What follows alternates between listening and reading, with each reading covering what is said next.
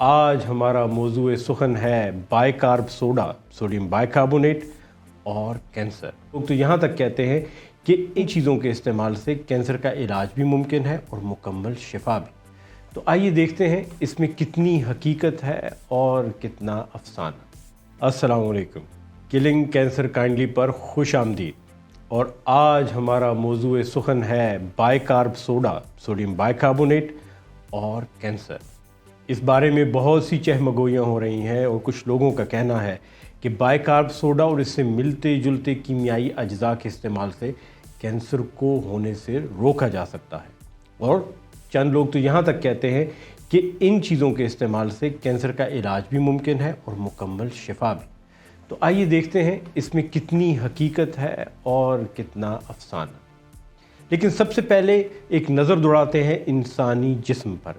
کیا انسانی جسم ایک تیزابی کیفیت رکھتا ہے یا نہیں؟ انسانی جسم میں تیزاب ماپنے کا معیار پی ایچ کہلاتا ہے، اور انسانی جسم کا پی ایچ 7.35 سے 7.45 کے درمیان ہے۔ جب پی ایچ لیول 7.0 ہو تو اس کو نیوٹرل کہا جاتا ہے۔ یہ نہ تو تیزابی ہے اور نہ غیر تیزابی، اور نیوٹرل پی ایچ عام طور پہ پانی میں پایا جاتا ہے۔ اگر پی ایچ لیول 7 سے کم ہو تو تیزابیت کی کیفیت پیدا ہوتی ہے، اور 7 سے اوپر غیر تیزابی الکلائن نیچر۔ انسانی جسم کا پی ایچ 7.35 سے 7.45 ہے، یعنی غیر تیزابی، اور جسم کے اندر اس توازن کو برقرار رکھنے کا ایک بہترین نظام ہے جسے ایسڈ بیس بیلنس اور ہومیوسٹیٹک میکانزم کہا جاتا ہے۔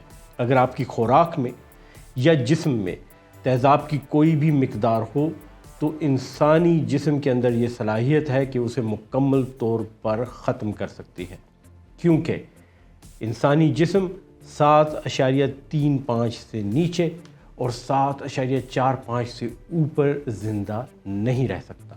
تو یہ بات تو ہم نے طے کر لی کہ انسان کے اندر تیزابیت کنٹرول میں رہتی ہے، لیکن کینسر سیلز اس معاملے سے ہٹ کر ہیں۔ کینسر کے خلیوں کے اندر اس قسم کے اجزاء اور زہر پیدا ہوتے ہیں جو تیزابی نوعیت کے ہوتے ہیں، اور اگر آپ کینسر سیلز کے قریب جا کر دیکھیں تو ان کا ماحول بہت تیزابی ہوتا ہے، لیکن اس تیزاب کی مقدار اتنی کم ہے کہ یہ باقی جسم پر اثر انداز نہیں ہو پاتی۔ یوں سوچئے کہ انسانی جسم ایک سمندر کی مانند ہے جس میں پانی ہے، اور کینسر کے سیل ایسے چھوٹے چھوٹے جزیرے جہاں تیزاب اگل رہا ہے۔ اس تیزاب سے سمندر کے پانی پر کوئی بڑا اثر نہیں پڑتا۔ یہی صورتحال خوراک کی ہے۔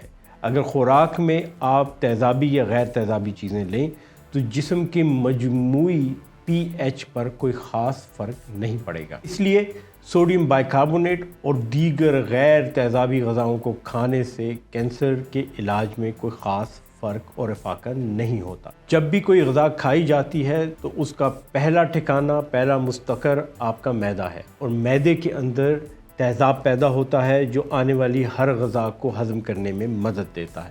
اگر سوڈیم بائیکاربونیٹ کو کھایا جائے تو معدے کے تیزاب میں جا کے وہ بہت آسانی سے گھل جائے گی۔ یہاں آپ کو ایک اور بات بتاتا چلوں کہ اگر ہم بہت بڑی مقدار میں سوڈا بائیکارب یا اس سے ملتے جلتے کیمیکلز کو لیں تو اس سے انسانی جان کے جانے کا خطرہ ہے۔ جی ہاں، بڑی تعداد میں الکلائن واٹر یا سوڈا بائیکاربونیٹ کو کھانے سے کینسر مر تو سکتا ہے، لیکن کینسر کے مرنے سے پہلے انسان کے جاں بحق ہونے کا خطرہ زیادہ ہے۔ تو میں آپ کو یہ مشورہ دوں گا کہ اپنی غذا میں بلا ضرورت بائیکارب سوڈا نہ کھانے کی صورت میں اور نہ ہی پینے کے پانی میں ملا کے لیں، کیونکہ اس سے فائدے کے امکانات کم اور نقصان ہونے کے امکانات زیادہ ہیں۔ سننے کا بہت بہت شکریہ۔